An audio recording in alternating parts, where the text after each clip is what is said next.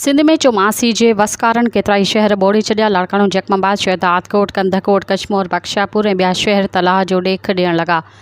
लाड़काणे में थाणनि ऐं district council जे office पाणी हेठि, रोड रस्तनि ते पाणी बीठल। रहमतपुर थाणे में 3 खां 4 फुट पाणी भीजी वियो। लॉकअप में क़ैद जवाबदार ऐं रिकॉर्ड मुख़्तलिफ़ थाणनि जे मुंतक़िल। नौशेरो फिरोज़ में बरसाती पाणी सिविल अस्पताल, म्यूनिसिपल कमेटी जे ऑफिस ऐं थाणनि खे ॿोड़े छॾियो। जखमाबाद शहर में वसकारे बाद ज़िले अस्पताल, सिविल अस्पताल ऐं ॿियूं इमारतूं उॾी वयूं। इलाज लाइ ईंदड़ मरीज़ ॻोड़े जॾहिं पाणी मां झागे OPD ऐं इंडोर वार्ड्स में पहुचण लॻा। तूफ़ानी वसकारनि बाद बरसाती पाणी शहदादकोट शहर खे बि ॿोड़े छॾियो। स्टेशन रोड, शाही बाज़ार, विशम गली ऐं अनाज मंडी, लखपत रोड ऐं ॿिया इलाइक़ा पाणी हेठि। सजावल जुणे जो तालुके जे 6 UCs जे नंढनि वॾनि शहरनि ऐं ॻोठनि में वसकारे बाद ॿोॾ जहिड़ी सूरतहाल।